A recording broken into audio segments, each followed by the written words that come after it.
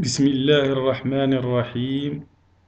عنوان هذا الفيديو: سلسلة تمارين ثنائي القطب السي. ننجز في هذا الفيديو إن شاء الله تمرين رقم 3. نرغب في تحديد سعة المكثف السي تجريبيا، لذا ننجز التركيب التجريبي الذي يضم مولد مؤمثل للتيار ومكثف سعته السي وقاطع التيار ك ووسيط معلوماتي وحاسوب. في اللحظة t تساوي 0 نغلق الدارة فيمر تيار شدته E 0 تساوي 2 ميكرو فراد، فنحصل على شاشة الحاسوب المنحنى التالي UC بدلالة T. السؤال الأول: مثل تبيان التركيب التجريبي. السؤال الثاني: أوجد العلاقة بين UC توتر بين مربطين المكثف والزمن T. ثالثا: اكتب العلاقة التي تربط Q شحنة المكثف و E0 شدة التيار والزمن T. رابعا: حدد سعة المكثف. الحل: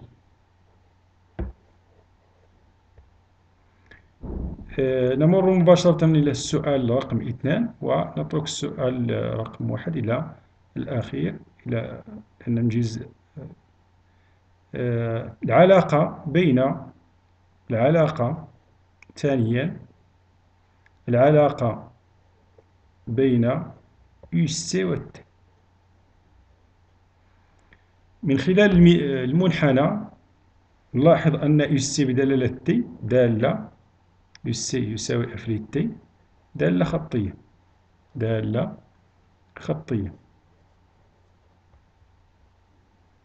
إذن UC تساوي K في T، حيث K هو المعامل الموجه للمستقيم. معامل الموجه المستقيم K تساوي دلتا UC على دلتا T. نأخذ نقطتين من المنحنى أو النقطة والأصل 8 على 40، فنجد 0.2 فولت سكوند ناقص 1. السؤال الثاني: اكتب العلاقة التي تربط شحنة Q وشحنة المكثف و E0 إلى غير ذلك. إذن ثالثا العلاقة بين Q و E0 و T. العلاقة هي Q تساوي E0 في T.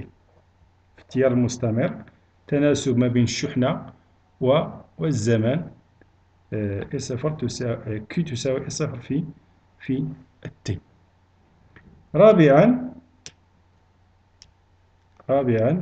تحديد سعة المكثف. تحديد سعة المكثف C.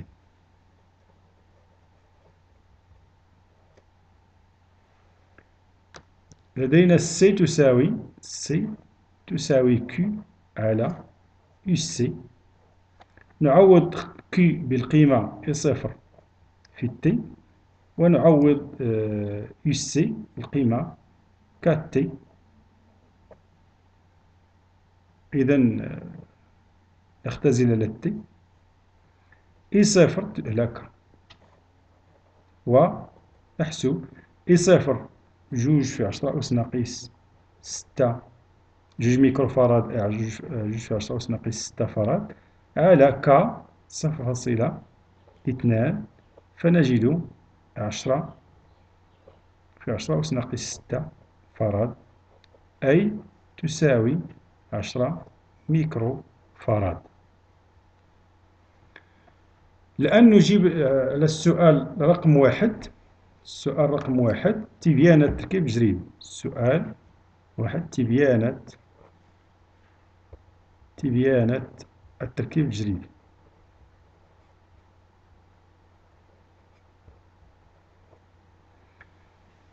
الدارة تضم مولد مؤنث للتيار. إذا مولد مؤنث للتيار رمزه دائرة وتحتوي على خط أفقي اي صفر. يعطي المولد المؤنثل للتيار يعطي شدة تيار ثابتة. قاطع التيار ك ومكثف، طبعا نربط مع مكثف مقاومة للوقاية، مقاومة R، والمكثف، ثم نغلق الدارة ك قاطع التيار والمكثف C. لقياس التوتر UC، عفوا نبين شيء على الشاشة التركيب التجريبي. إذا قلنا مولد المؤنثل للتوتر نمثله بدائرة وتحتوي على خط أفقي يعطي شدة تيار ثابتة اي صفر. قاطع التيار ك، ثم المقاومة R للوقاية، وسعة المكثف سي المكثف. نقيس التوتر بين مربطي المكثف بواسطة الوسيط المعلوماتي، أو نربط مربطي UC بالوسيط المعلوماتي الذي يتكون من لاقي التوتر وجيليكس وجهاز جيليكس، لأن هذا وسيط معلوماتي. والوسيط المعلوماتي بالطبع نستعمل خيط USB لنربطه بالحاسوب.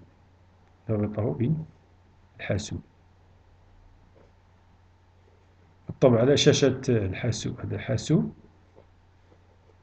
على شاشة الحاسوب بالطبع يظهر المنحنى بدلالة